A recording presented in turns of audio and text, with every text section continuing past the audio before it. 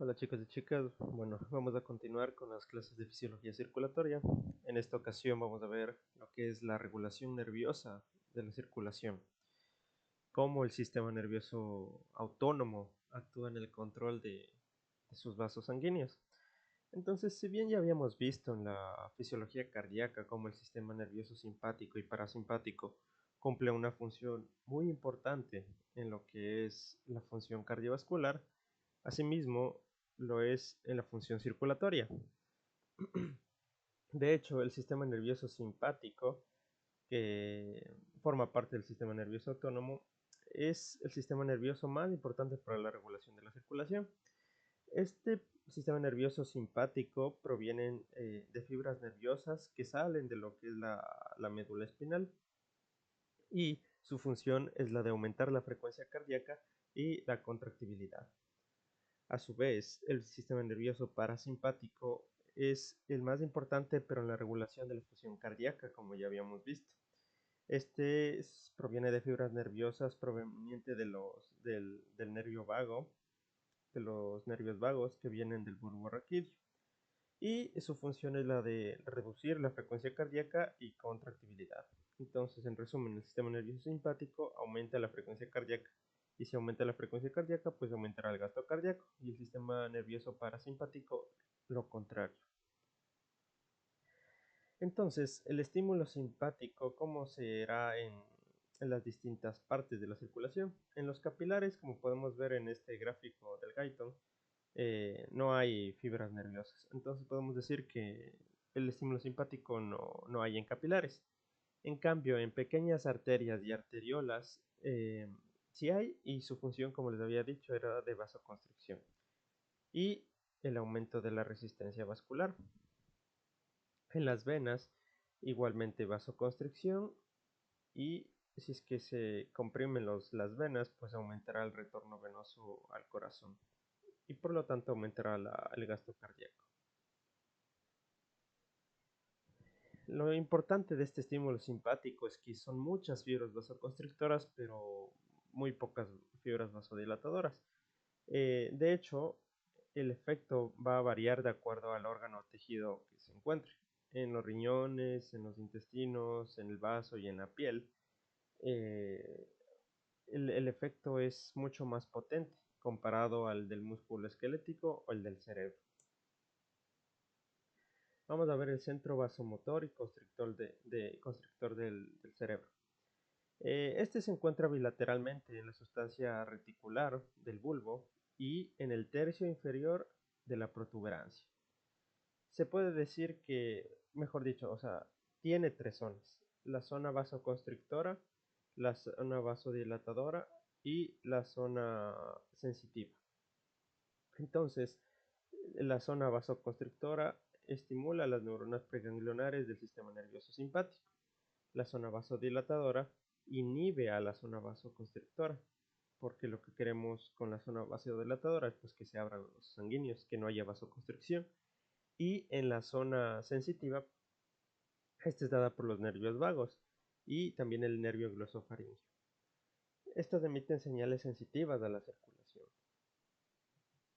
Algo eh, importante y llamativo que nos menciona el libro de Guyton es que existe algo llamado el tono vasoconstrictor simpático. Esto se refiere a que existe una constricción parcial pero continua que tienen los vasos sanguíneos.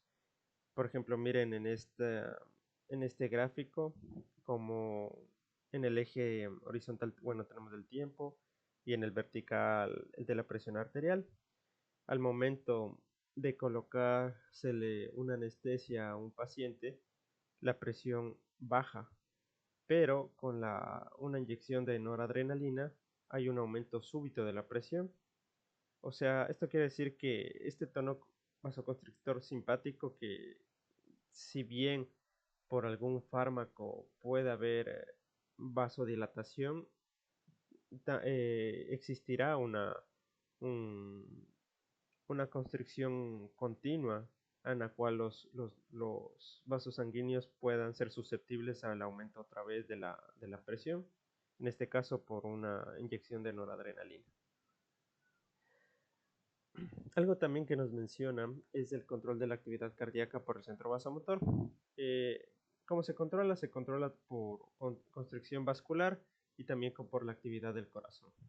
Se emiten señales simpáticas cuando será necesario aumentar la frecuencia cardíaca y, por el contrario, disminuirá por medio de señales parasimpáticas cuando será igual necesario. Si hablamos un poco de la noradrenalina y la noradrenalina actuará en los receptores alfa adrenérgicos del músculo lisovascular y su principal función es la vasoconstricción. La adrenalina, en cambio, actúa en los beta adrenérgicos y causa vasodilatación, para que no se olviden. ¿Cuál es la función del sistema nervioso autónomo en el control de la presión arterial? Lo hace por tres maneras. Uno, por contracción de la mayoría de las arteriolas sistémicas. Si es que hay contracción, va a aumentar la resistencia vascular periférica y por lo tanto aumentará la presión arterial. Dos, pues por contracción de las venas. Si es que se contraen las venas, aumenta el retorno venoso al corazón, aumentará el gasto cardíaco y por tanto aumentará la presión arterial. Y por estímulo directamente al corazón. ¿Por qué? Porque al aumentar la frecuencia cardíaca también aumentará el gasto cardíaco y la presión arterial. Entonces, el sistema nervioso autónomo es el sistema más rápido de la regulación de la presión arterial. De hecho, se puede aumentar la presión arterial por 2 en 5 a 10 segundos. Miren, o sea, en tan poco tiempo. Y se puede disminuirla igualmente por 2 de 10 a 40 segundos. Entonces nos damos cuenta que el sistema nervioso autónomo aumenta la presión arterial más rápidamente de lo que lo disminuiría. Ok, vamos a ver los barroreceptores. Cuando vemos hipertensión arterial, todo esto nos daremos cuenta que todos estos mecanismos de control de la presión,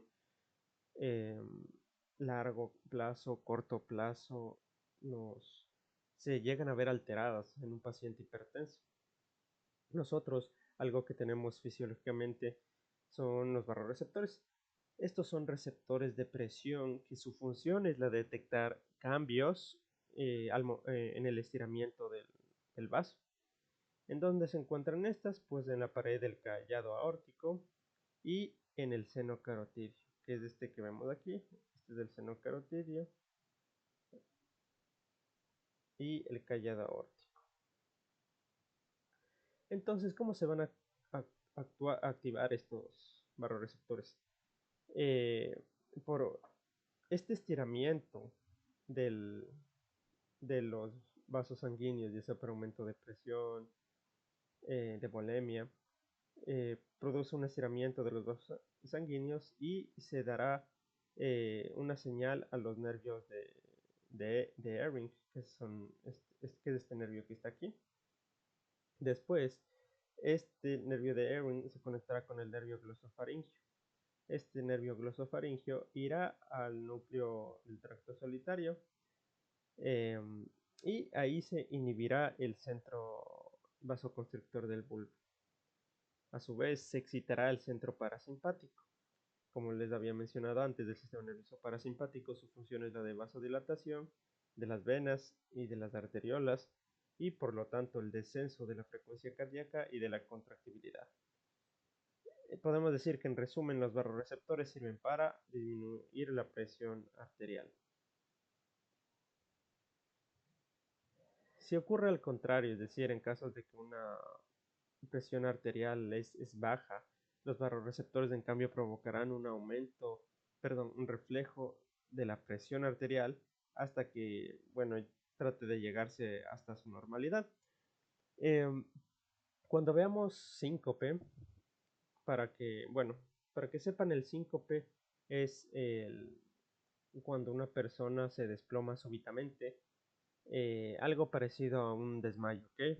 Entonces, el síncope hay varios tipos, hay el síncope neurogénico, el por hipotensión ortostática y el cardiogénico. Como les digo ahorita, no vamos a ver todo eso, lo veremos cuando sea la clase respectiva, pero los barroreceptores cumplen una función muy importante en lo que es la fisiopatología de un tipo de síncope.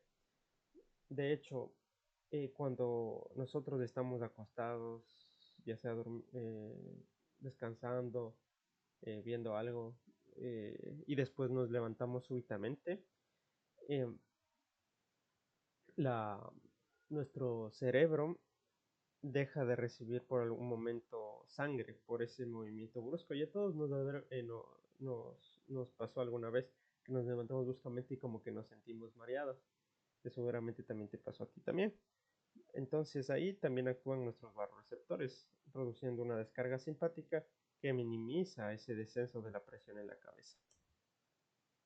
De hecho, aquí en el Guyton nos muestra una imagen como en un paciente con barroreceptores normal, pues la presión se mantiene, miren, casi siempre, eh, o sea, en rangos iguales, ¿no? Pero en cambio, cuando se les denervan los barroreceptores, miren la variabilidad que existe en cuanto a la presión arterial. De hecho, eh, se puede decir que la regulación a largo plazo es mínima comparada a otras, pero sí va a interaccionar con otros mecanismos, como por ejemplo los mecanismos renales. Ahora, ¿qué son los quimiorreceptores? Ya vimos los barroreceptores, que son receptores que detectan estiramiento de los vasos sanguíneos y depresión. Los quimiorreceptores son sensibles, como dice su nombre, a químicos. Uno de ellos a disminución del oxígeno. Aquí se encuentran los quimiorreceptores. Eh, justamente en el cuerpo carotidio. Aquí están los barroreceptores, quimiorreceptores. Entonces son sensibles a la disminución del oxígeno, al aumento del CO2, al aumento de los dirigeniones y igualmente, como les mencioné, se encuentran en el cuerpo carotidio y en el callado aórtico. Entonces estos quimiorreceptores al activarse excitan el centro vasomotor y se elevará la presión arterial. Se dice que de hecho estos quimiorreceptores no tienen una función tan relevante a menos que la presión arterial ya esté bajo los 80 milímetros de mercurio. Es decir, en un paciente ya muy hipotenso, probablemente ya en algún tipo de shock. También tenemos los reflejos auriculares. Las aurículas así tienen receptores de baja presión, así mismo las arterias pulmonares, pero principalmente enfoquémonos en las aurículas.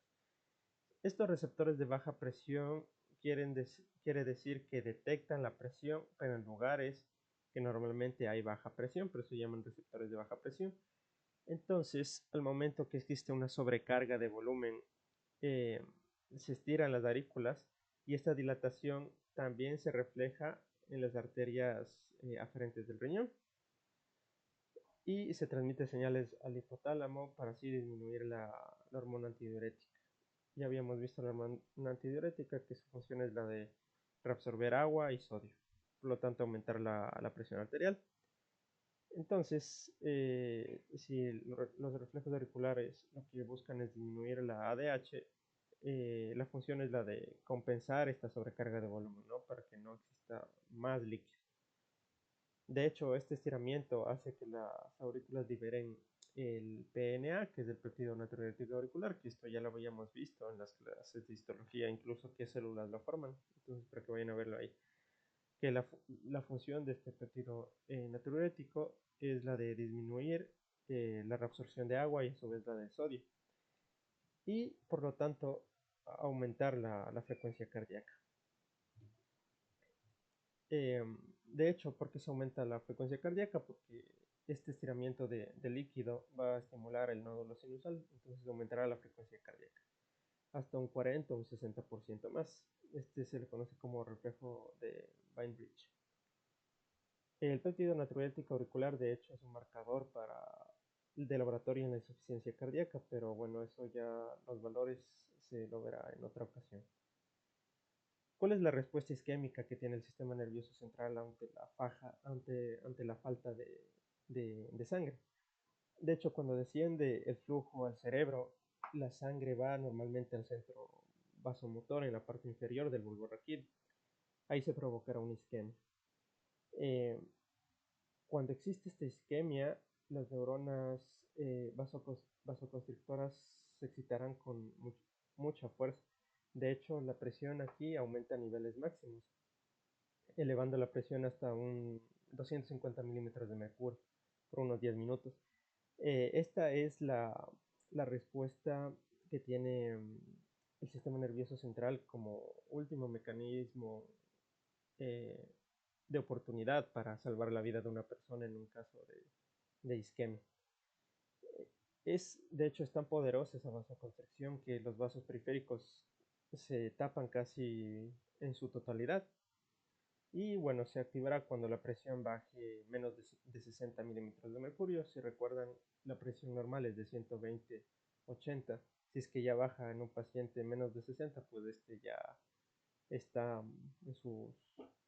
luchando por sobrevivir, ¿no? Entonces, como les mencioné, se conoce como la última trinchera de defensa del mecanismo de presión arterial para tratar de salvar la vida de la persona que tiene nuestro organismo.